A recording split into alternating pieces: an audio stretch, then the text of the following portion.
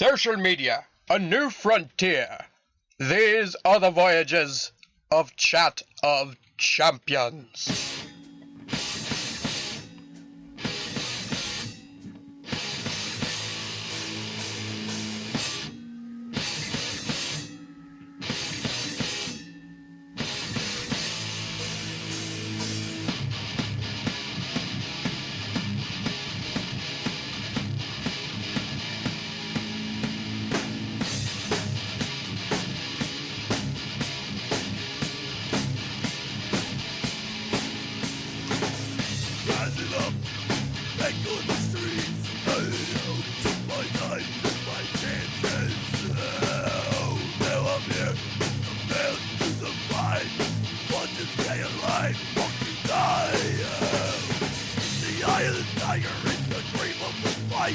Rising up to the knowledge of father.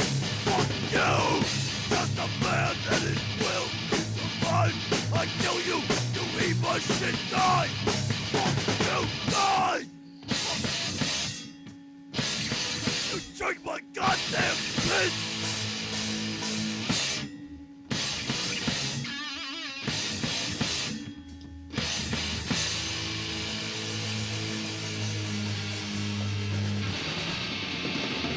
Oh my God, I could have fought you in the first place. I shit your father's fucking face. Alright.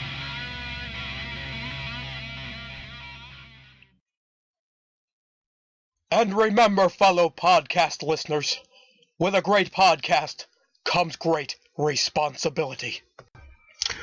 Welcome to Chat of Champions, ladies and gentlemen. This is a very special edition. Spider-Man is going to get thrust into a bizarre situation, man, and end up face-to-face with Batman. You heard it right. Actually, if you've been following me on Twitter, I've been plugging it for weeks, so you already know all about it. But I bet you've been asking yourself, who's going to win this epic battle? Well, I've written a story that culminates in that battle, so it's gonna... You'll find out who wins, man. It's gonna be a hell of a journey. We'll start off first by breaking down our two stars of this story. Spider-Man was created by Stan Lee and Steve Ditko. He first appeared in Amazing Fantasy number 15, in August of 1962. He was actually a throwaway character. They didn't intend to make a series of Spider-Man. They just were like, Stan Lee, basically, I believe it was Stan Lee's idea for the character. It was Stan Lee who had the idea for the character. He's like, I have this character for a shy high school student who gets bit by a radioactive spider and gets all these powers and all that garbage. And he said, well, this will be our last edition of I believe, it wasn't even called Amazing Fantasy, it was called Fantasy Comics, and they changed the title to Amazing Fantasy for this issue, number 15, and it featured the story of Spider-Man. So, and then it just, as we all know, it blew up and became huge. So Spider-Man became the poster boy of Marvel and has remained so throughout the decades. Batman was created by Bob Kane and Bill Finger, and he first appeared in Detective Comics in May 1939. It's absolutely crazy. Batman used to have a gun in the original Batman comics. So, I basically sat down and was like, well, I want Batman and Spider-Man to fight. They've always been my two favorite superheroes of all time. I probably wouldn't have been able to get through life without the Spider and the Bat. So, I was like, these guys need to fight. And I'm sure all the other comic book fans would love to at least hear about a fight between Spider-Man and the Batman, but I wasn't sure how I was going to do it. I was thinking, well, maybe I could do a blow-by-blow analyzation of the battle and discuss the differences between the two and determine who wins that way. Or maybe have you guys tweet in on who wins. And I like that idea. But I couldn't just throw Batman and Spider-Man in a room video game style and be like, round one, fight. It doesn't work that way. So I figured there needed to be a reason for these two to come face to face. So I ended up formulating a whole fucking story which climaxes in this epic battle. So without further ado, man, we're going to dive in. And I haven't really come up with a title for it yet, but I think we're just going to simply call it, for now, The Bat's Gone Batshit. And by the time we're done, you'll know exactly why I dubbed it that. Alright, man. Our story begins on a day of celebration at the Xavier Institute for Higher Learning. World-renowned scientist Dr. Hank McCoy, also known as valued X-Men member Beast, is applying the finishing touches to a brand-new interdimensional teleportation device. The device is to be tested at the conclusion of Beast's final tests and diagnostics. J. Jonah Jameson, fearless editor-in-chief of the Daily Bugle, has sent everyone's favorite mild-mannered freelancer Peter Parker to snap some pictures for the Bugle's front page. A proud Charles Xavier and a disgruntled Wolverine are also in attendance to witness the culmination of years of intense frustration, determination, trial, and error.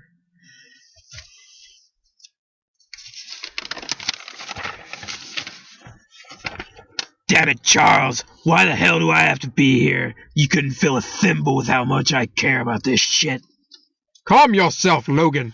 You're here because this is a proud day for McCoy, the Institute, and the world. Besides, your little assault on the General this past month is... After your little assault on the General this past month... Sorry, getting so excited I was skipping words. You have been ordered by the President himself to stay in my sights until you can control your temper. If you can't, the U.S. government has promised to throw you into the deepest, darkest hole that you have ever seen, and they have promised me that not even you could escape it. They haven't been able to hold me yet. Besides, Professor, the General's an asshole. He had it coming. You must learn to put personal feelings aside, Logan.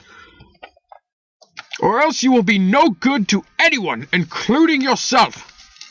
Yeah, keep on talking, buddy. Somebody might start listening. Xavier just lowered his head and shook it in frustration.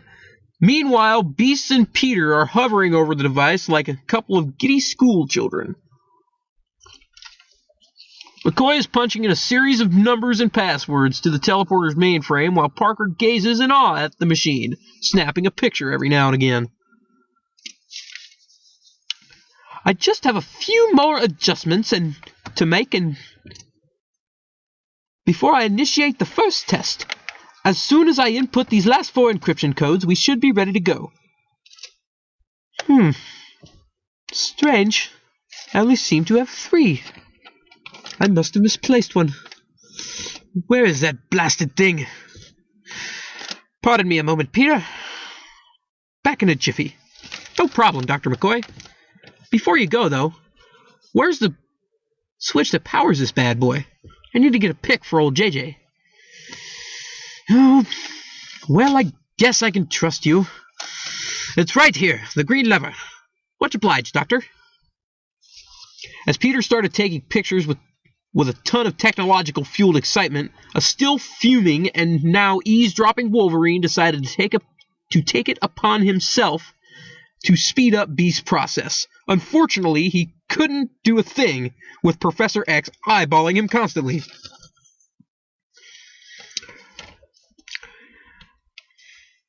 Excuse me, Charles. I hate to be a burden, but may I have your assistance for one moment? Certainly, Beast. Logan, though extremely shocked at his incredible luck, jumped on his opportunity. He marched toward the teleporter and shoved Peter aside. Put this on your front page, bub. Logan, no! You don't know what you're doing! But it was too late. Logan threw the switch. The device started buzzing louder than a jet engine and shook violently. The whole machine started glowing like the sun, and after a second or two, it emitted what appeared to be a portal at the top of the teleporter. As soon as it opened, it began to suck everything within a 10-foot radius inward. Fortunately, Beast and Xavier were just outside the portal's pole. Hank, is this normal? Absolutely not! The intensity of the device's settings... Sorry, folks. Once again, getting excited, losing myself. Hank, is this normal? Absolutely not! The intensity of the device's default settings highly exceed those suitable for normal operation. Can you shut it down? Not unless I want to be swallowed by the portal. Just then, it appeared that Logan and Peter were about to suffer that very fate. They had to take action. Wolverine instinctively sunk his adamantium claws into the floor, which held him firmly in place. Peter, also using his quick thinking, whipped 2 webs at the opposite wall, then 4, then 6, then 8. Alas, Logan's adamantium is stronger than Peter's webbing. They snapped like threads and sent our friendly neighborhood Spider-Man hurtling into an unknown dimension. Although Peter was literally being vacuumed up, he kept his wits about him like a true hero. He quickly whipped a web strand around the lever and shut the portal behind him. The device powered down. Logan barely had a chance to regain his bearings before Beast came charging across the room and blasted him like a hulking blue linebacker. You damn fool! Do you realize what you've done? He's gone, you lug! And for what? Because you can't be civilized like the rest of us?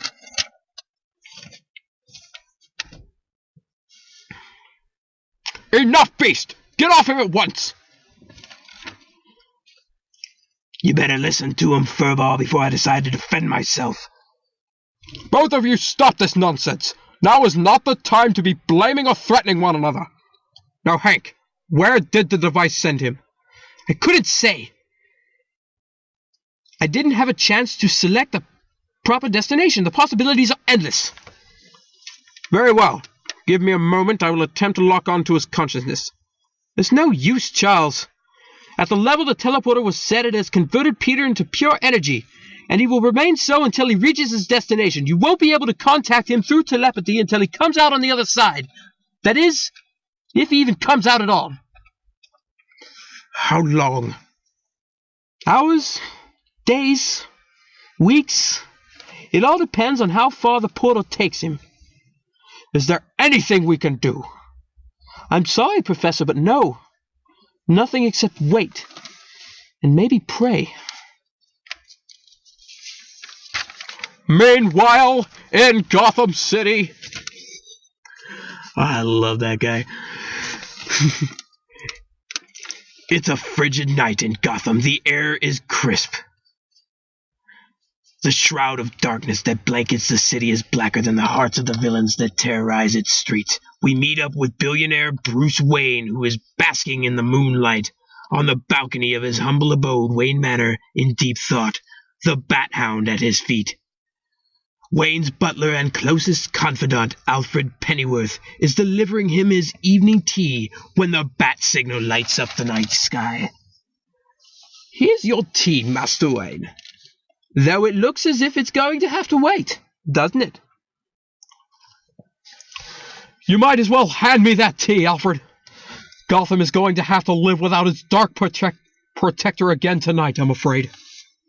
For heaven's sake, sir! You haven't been out of the house in 6 months. Crime has gone up in the city 25%, and I'm having trouble convincing Commissioner Gordon you're not dead.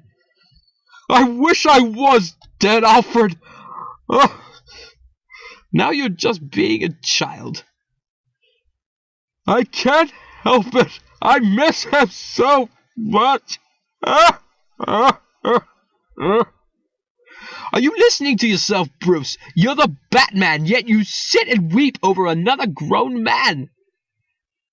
It's not the man I miss, Alfred. It's the mask. I need my boy Wonder, my young ward, my Robin. So Batman needs his Robin, and if you haven't guessed by now, it is an Adam West impersonation I am doing as Batman, so I hope you enjoy it for the rest of the fucking story, man, because it's gonna go places. You've lost it, Master Wayne. I'm taking my vacation now, sir. If you need anything at all, please call someone else. Alfred then took a look down at Bruce's feet where the Bat Hound lay. He had the poor pooch all dressed up. The Bat Hound lifted his head and looked up at Alfred as if seeking help. I'd be seeking help too. Owen, would you please take Robin's costume off the dog, sir? It embarrasses him and it embarrasses me. Nobody cares about your opinions, Alfred. Especially us. Isn't that right, Bat Hound? For your information, he loves his costume. Don't you, my furry chump? By this time, though, the Bat Hound had pawed his way out of the costume and began to run after Alfred. Alfred, help! Fine. I don't need you either, bad bitch. Bruce picked up the discarded costume and stared at it for a moment. Then Batman got a brilliant idea. The homeless shelter. I'm bound to find a desperate young man in need of guidance at the homeless shelter. To the Batcave. The depressed Dark Knight went running to his library, now singing a familiar tune to himself. No, no, no, no, no, no, no, no, no, no, no, no, no, no, no, no, Batman. No, no, no, no, no, no, no, no, no, no, no, no, no, no, no, Batman. No, no, no, no, no, no, no, no, no, no, no, no, no, no, no, no, Batman. Batman. Bruce entered the library and opened the secret doors, revealing the bat poles leading to the Batcave. Down one of the bat poles he went, hitting the lever on the way down, dressing Batman into his signature cape and cowl. Darting across the Batcave with great haste, the Caped Crusader made his way to the Batmobile and jumped into the driver's seat, still talking to himself. Atomic batteries to power. Turbines to speed. Roger. Ready to move out. And away went the bipolar Batman. At that moment, we rejoin Peter Parker as he finally reaches the end of his unexpected and very unpleasant journey through time and space. The exit portal opened up in the night sky above a very unfriendly part of Gotham, sending our hero crashing to the street below with a violent thud. Though Spidey wasn't in physical form during the actual teleportation and was completely unaware of the actual trip, he was completely cognizant of the temporary paralysis that followed due to the teleporter's unstable settings. Not to mention all of the pain of the 25-foot fall from to the pavement, the sound of which attracted the attention of a couple local brutes who were dealing on the corner. Oh, God! That sucked! Note to self. Beat Logan senseless when I see him again. If I see him again. Where am I? Why can't I move? Well, well, well. What do we have here? There goes my spider senses. He looks like shit, doesn't he? Yeah, he does. Where am I? Who are you? You hear that, Jimmy? He wants to know who I am. I'm Bart Simpson! Who the hell are you? Isn't your name Tony? Shut up, stupid! Please, I'm not looking for trouble. Just tell me where I am. I don't think you're in a position to be making demands. What are we gonna do with him, boss? Well, Jimmy, my boy, We're going to teach our tourist pal here a little lesson. That Gotham City is the unfriendliest place on Earth. Boss Tony went to lift his giant foot and drive it through the fallen freelancer's chest, only to find that he couldn't. Jimmy and Tony's bickering back and forth gave Peter more than enough time to regain his motor functions and web his foe's feet to the concrete. Before the thugs had a chance to react, Spidey nipped up to his feet and with lightning speed bound the two simpletons together with the classic web cocoon. We all love the classic web cocoon. It has bound many of villains back in the day before having notes tacked on them. Compliments of your friendly neighborhood Spider-Man. That's not going to happen in this story. There will be no funny notes left for the police. What kind of freak are you? The kind of freak you should have finished off while you had the chance.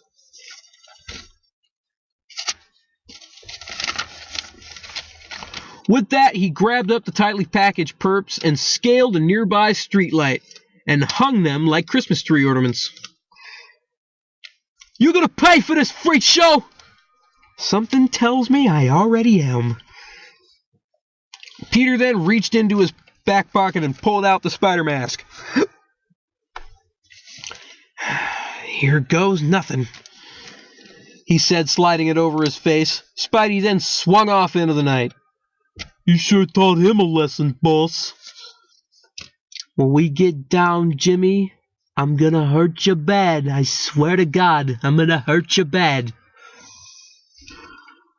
A few minutes later, the Batmobile came rolling up on the scene, and out jumped billionaire Bruce. Hello! Hello up there!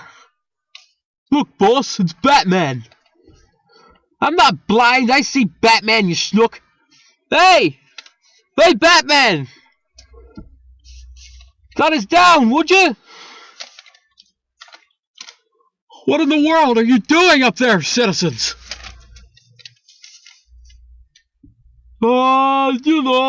Just hanging around.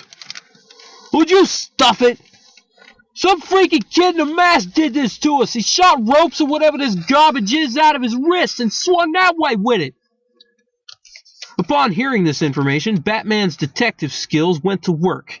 Some kid. Kid as in age appropriate for the role of my young ward. He appears to have effortlessly subdued 2 men by himself, which means he must harbor some skills in combat. Plus, he seems to possess some sort of special ability. I must locate this masked man of mystery. Back to the Batmobile. Hey! Hey! You forgetting something, Chief? Oh, yes. How silly of me.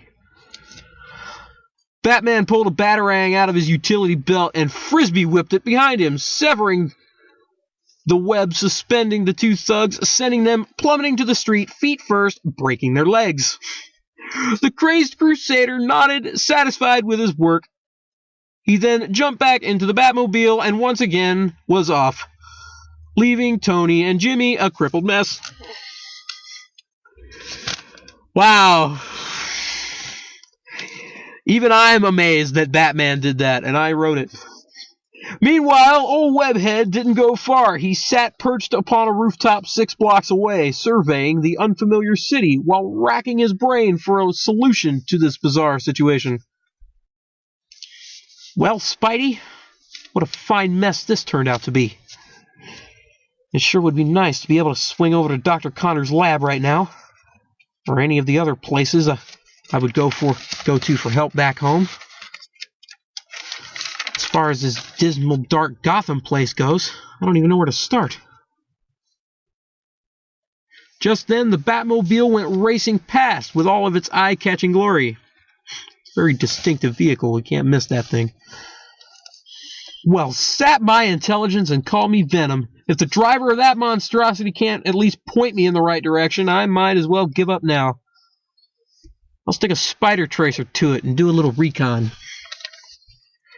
Spidey flung the tiny transmitter and stuck it to the Batmobile's rear bumper. Swinging behind at a safe distance, so as not to be detected, he followed his new lead through the streets of Gotham. After watching this caped individual serve what appeared to be heaps of justice to every thug he came across, which in reality, he was serving ruthless, unprovoked interrogations to random homeless people with about the second vigilante, getting nowhere, of course. The web-slinger felt it was safe to make contact. Little did he know. Gotham's guardians screeched to a stop, finally reaching his original destination of the homeless shelter. Thank goodness, though, Spidey unknowingly stopped even more unnecessary hobo harassment by engaging the whacked-out Wayne as he stepped out of the Batmobile. Wow, that's quite a cape. I'll bet Dracula would be jealous. Batman spun around and was overwhelmed with surprise. Great Scott! Do my eyes deceive me? He said, realizing he had discovered the mystery swinger. I couldn't tell you. However, I was hoping you could tell me a few things. There was an awkward pause as the bat wheels began turning inside the bat head of the Batman. Why, certainly. What seems to be the trouble, man of mystery? Spidey then spent the next several minutes laying out his unfortunate situation. So, I was hoping you could point me toward the nearest research facility, or maybe you can help me out. I'm working literally nothing here. Calm down, chum. Give me a moment to ponder. Ah, yes. I may have something back at my Batcave. We can join forces and develop a solution there. Quick! To the Batmobile! Yes. Batman loves his Batmobile. Okay, I guess I'm out of options at this point. Can I at least get your name first? I am Batman. I should have known. Reluctantly, the wall crawler climbed into the passenger seat of the Batmobile, only to be hit by a strange mist from the driver's seat.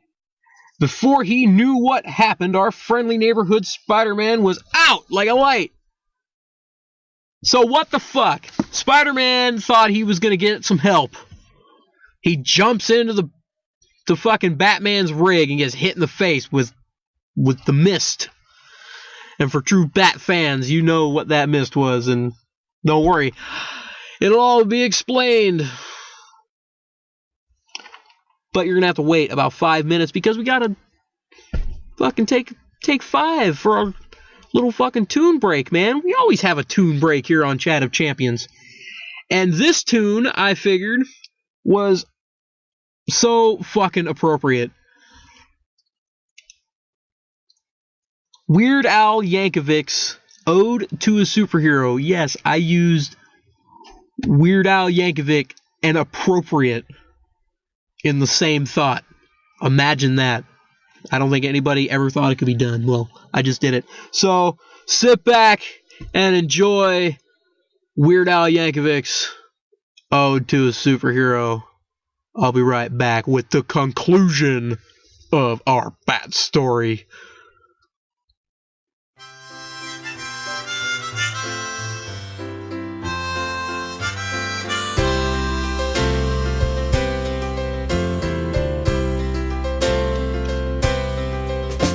Poor Peter Parker was pitiful. Couldn't have been any shyer. Mary Jane still wouldn't notice him, even if his hair was on fire. But then one day he went to that science lab. That mutated spider came down. Oh, and now Peter crawls over everyone's walls, and he's swinging all over town. La la la, lady da. La la la la la da dum. Sling us a web, you're the spider Sling us a web tonight, 'cause we're all in the mood for a hero now, and there's evil doers to fight.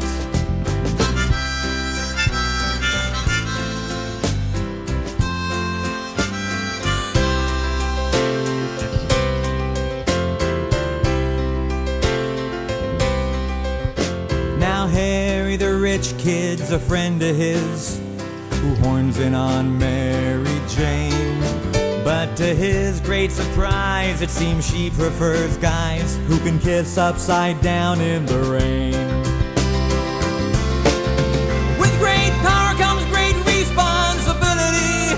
That's the catchphrase of old Uncle Ben.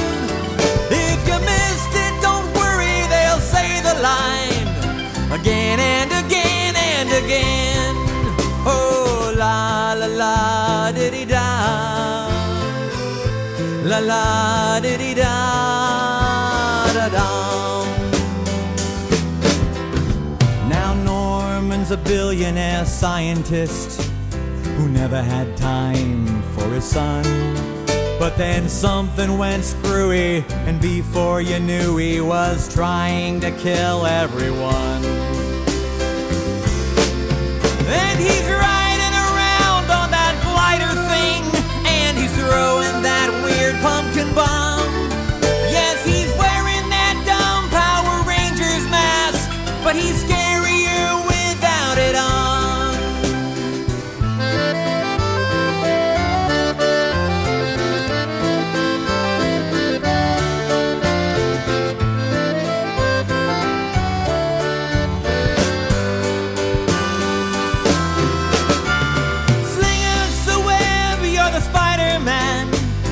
Sling us a web tonight, 'cause you're brave and you're strong and so limber now. But where'd you come up with those tights?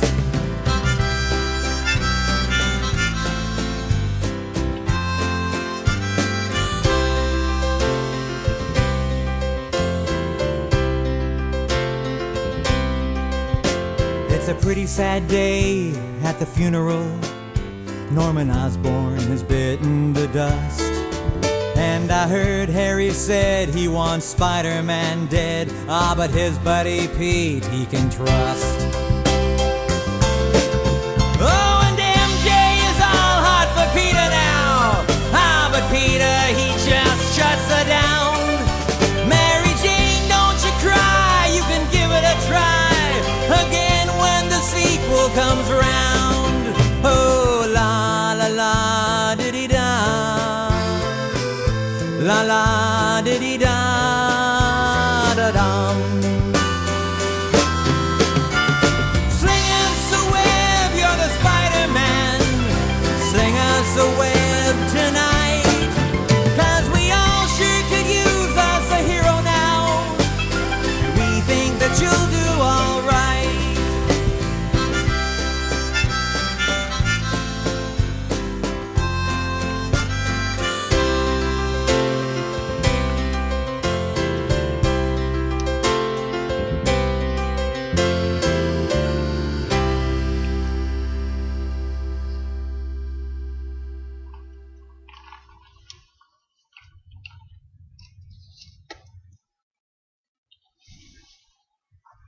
So, when we last left our hero, he was kind of in between a rock and a hard place, man.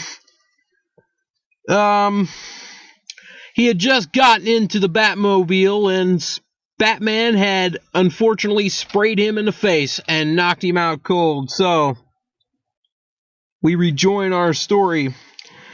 The next thing Spidey knew, he woke up in a huge cathedral-like room with Batman standing over him. Well, what the heck did you do to me? I simply used a healthy dose of bat gas to render you unconscious. I apologize, but I couldn't let you discover the location of my Batcave. Alright then, I guess that makes sense. I would have preferred a blindfold, though. Batman takes no bat chances. Bat Christ. Wow, you rub off on people. I sense a bit of tension, chum. Stop calling me chum. It's weird. Can you help me or not? Of course, fellow do-gooder. Drink this cup of bat water. Trust me, it'll help. Oh my God, thank you. I'm so thirsty. I'm so thirsty that I could forgive the fact that you called it bat water.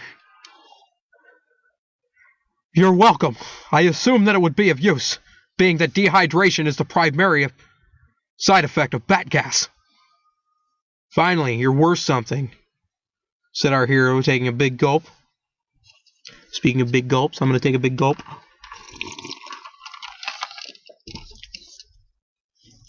Now, by the looks of this giant cave and all of its gadgets and bat labels, that's not strange at all. You're either a genius or some kind of nut. Whatever the whatever.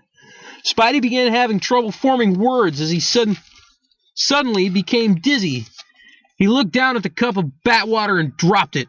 Realizing what Batman had done, Spider-Man began to stagger towards the Benedict Batman, trying to string together a proper insult. I can't. Bat. You. But his efforts were futile as the witty wall crawler took 4 steps and collapsed in a heap on the floor at Batman's feet, once again out cold. When Spidey came to, Batman had confined him to a small animal cage. Peter looked up to see his caped captors standing over him like a spectator at a zoo.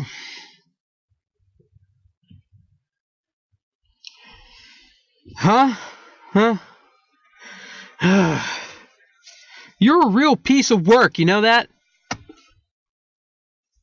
You've perfected too many ways of drugging people to not be creepy. Creepy? I can't believe you would say such a thing. Oh, did I hurt your bat feelings? You need a bat tissue?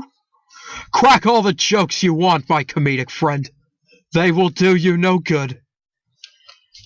The Dark Knight reached into one of the compartments in his utility belt and pulled out a long hypodermic needle filled with a translucent red liquid. I appreciate the gesture, Batman, but I've already had my flu shot. No, my poor deluded boy. This is a compound that I myself have concocted. Once injected, the subject will be forced to bend to my will. The purpose being? Well, you see, some time ago, I adopted a young man named Dick Grayson, whose parents were taken by the malicious act of another, much like my own parents. I trained him to be my sidekick and dubbed him Robin. After years of fighting crime by my side, Dick felt it was time to fight the good fight alone, as Nightwing. I respected his wishes. Soon after, I took in another young man, named Jason Todd, and named him the new Boy Wonder.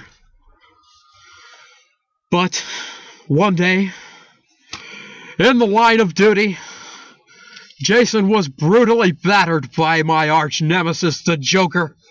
That fiendish clown detonated a bomb from which Todd could not escape.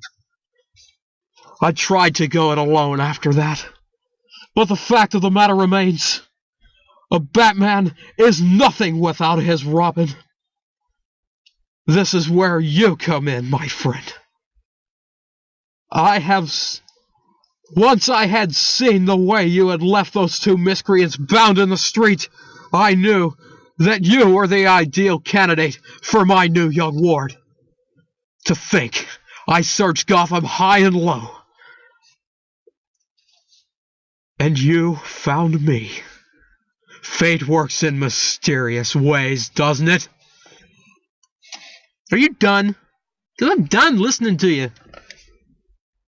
You think that you're just going to stick me with some needle and brainwash me into being your sidekick? Did I get that straight? Precisely. Have a look at your new costume, Batman said, pointing to Robin's old costume hanging on the wall. Spidey took one look at it, and that was enough. He used his webbing with deadly accuracy to disarm the Batman of the Bat Needle and kicked open the cage door, which he discreetly jimmied open with a lockpick he'd fashioned from his web fluid, while Batman was distracted with his long-winded sob story. So, it looks like we've come to it, man. This is it. The fight. The battle that we've all been waiting for. So Spider-Man has kicked open the Bat's bat cage. Oh, God. And he's in his face. Can I get some battle music, please? Battle music? Battle music? There it is! Battle music. Oh, man. Listen to it. Epic battle music. Final Fantasy, bitch. No. Alright, here we go. It's time! Copyright Bruce Buffer. He's gonna sue me now.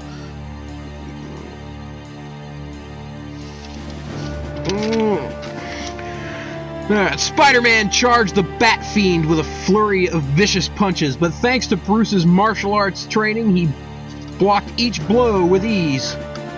Following up the final deflection with a stiff front kick to Parker's chest, sending the web slinger tumbling backwards, slamming into the wall behind him. Just then, Peter's spider senses told him to quickly jerk his head to the left as a batarang thrown by the Batman stuck into the wall where his head had been. Walloping web snappers! Batman's batshit crazy! Guess it's time for a new strategy. Spidey whipped two webs at the ceiling and launched himself upward. The crazed Crusader, having none of this, whizzed two more batarangs at his target, severing the spider's webs, bringing him down. Though, to the Bat's dismay, the wall crawler anticipated this and landed himself knees first on Batman's shoulders, driving him to the ground.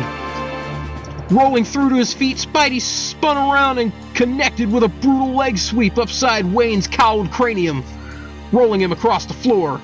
The bruised billionaire quickly jumped to his feet and spit out blood gushing from a tooth dislodged from that last blow. You've proven yourself a formidable foe, web shooter. It warms my heart to know that I won't be burying another Robin. Sorry, Bat Dude. You're not getting another Robin. Not now. Not ever. Our hero then launched one of his patented web balls at Batman's head. Narrowly avoiding contact, Bruce hurled yet another batarang, this one sticking Spider-Man in the shoulder and dropping him to a knee. Man, batarang in the shoulder, that has to hurt. Batman took advantage of this by following up with a Chuck Norris-style roundhouse kick to Spider-Man's temple, knocking him silly. The Dark Knight located his bat syringe and confidently strolled over to the prone Peter Parker. Sadly, this is where our battle ends, old chum. It's been an honor to be your opponent. It's going to be an even greater honor to be your partner in crime. Batman took a knee and raised the needle to perform that ever-famous Pulp Fiction maneuver. Oh, and we can cut the battle music now. Cut it. Alright. If it hasn't already been cut. So.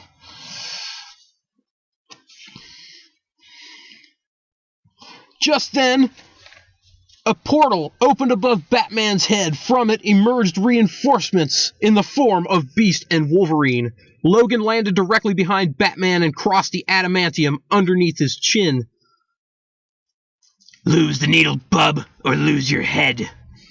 The Bat immediately dropped it in fear for his life. Who are you, twisted fiends? I'm Santa Claus, and he's my big blue elf. I made my list Checked it twice, and it says you're the twisted one here. My stars and garters! Would you look at this place, Logan?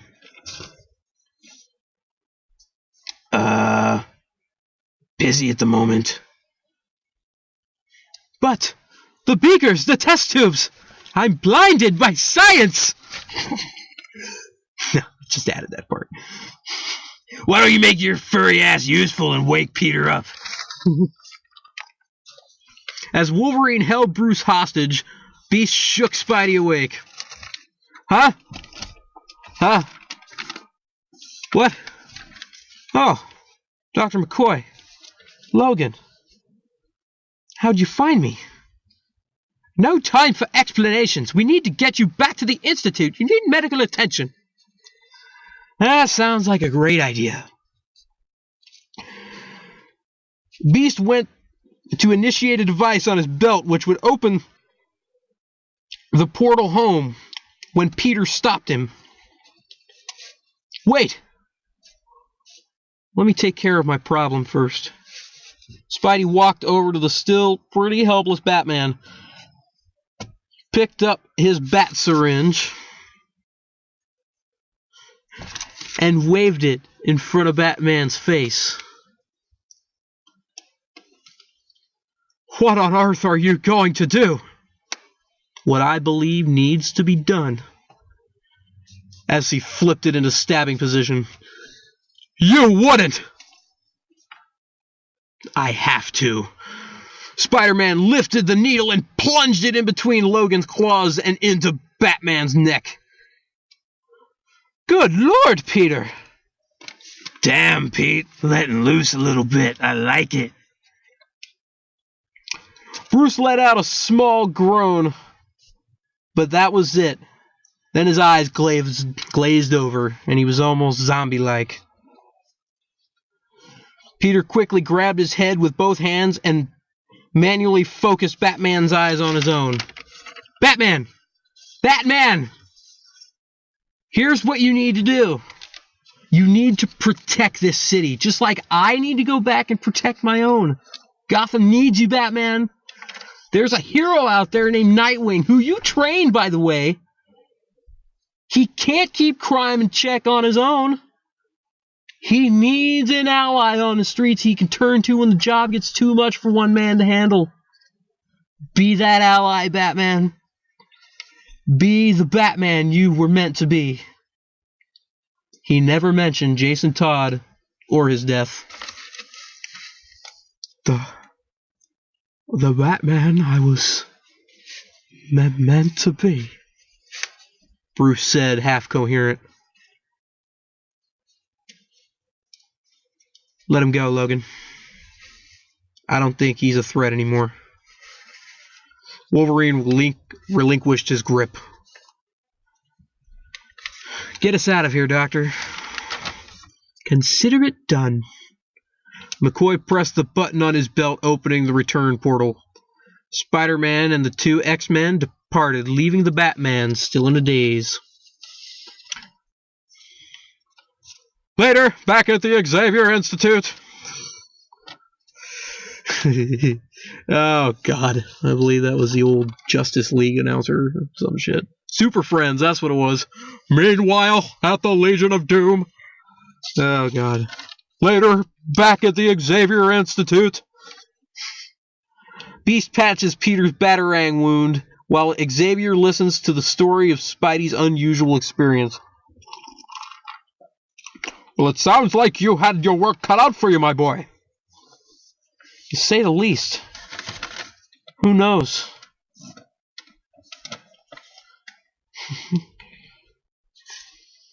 I'm sorry. I fucked up. Once again, skipping parts. Well, it sounds like you had your work cut out for you, my boy.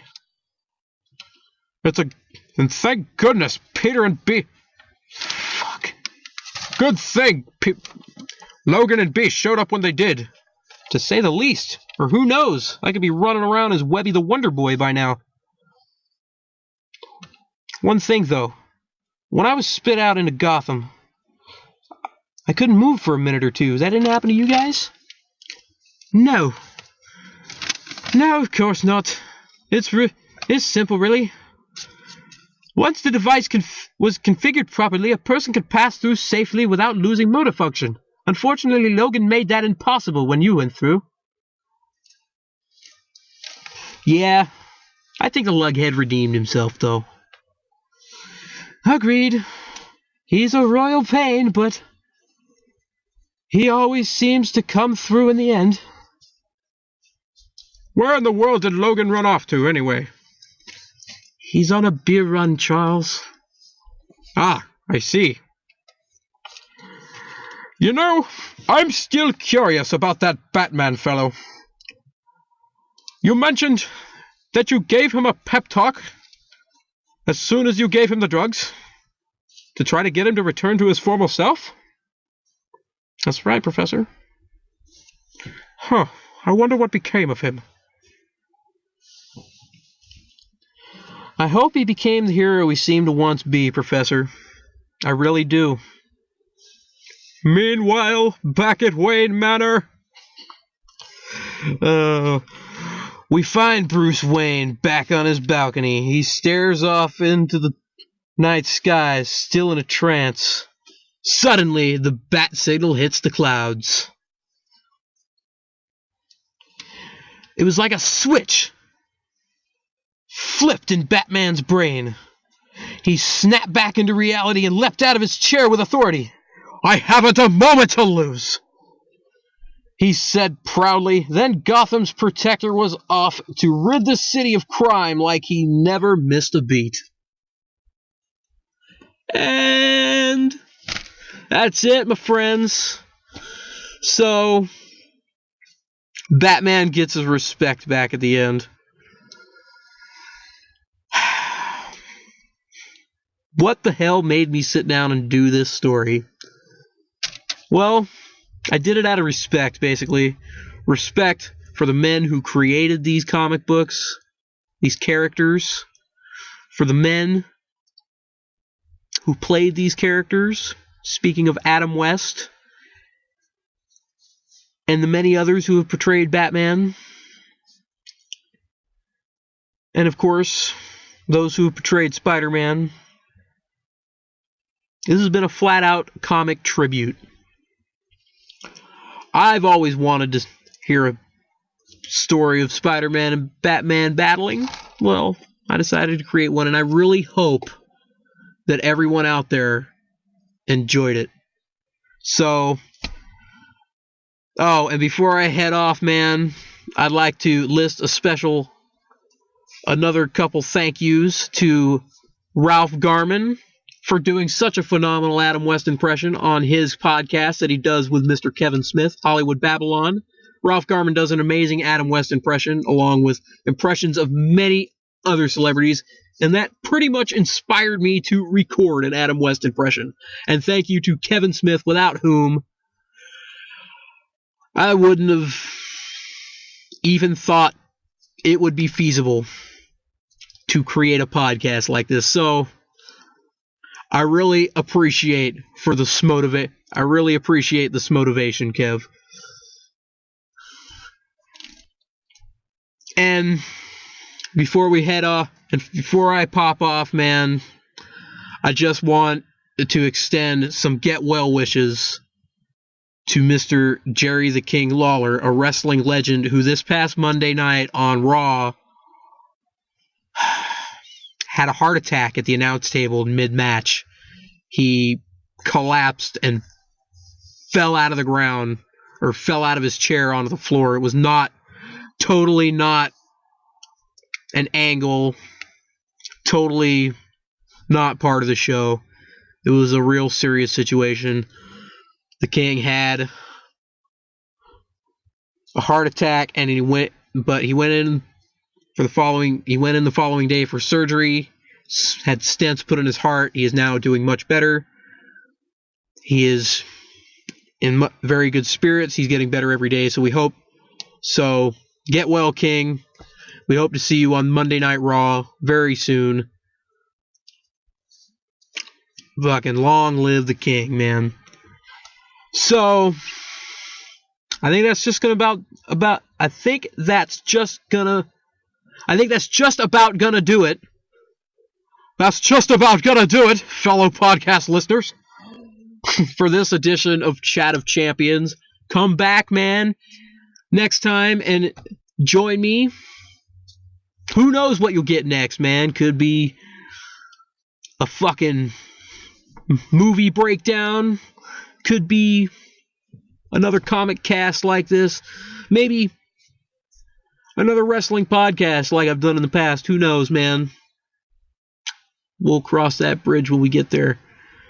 So follow me on Twitter at CaseyStrong4, or go to YouTube /Casey's Chat of Champions. That's KCS Chat of Champions 2, actually. Casey's Chat of Champions 2. That is where you go to find all the latest Chat of Champions. So, until next time, man, this is Casey Strong, saying, with a great podcast comes great responsibility. Have a good one, folks.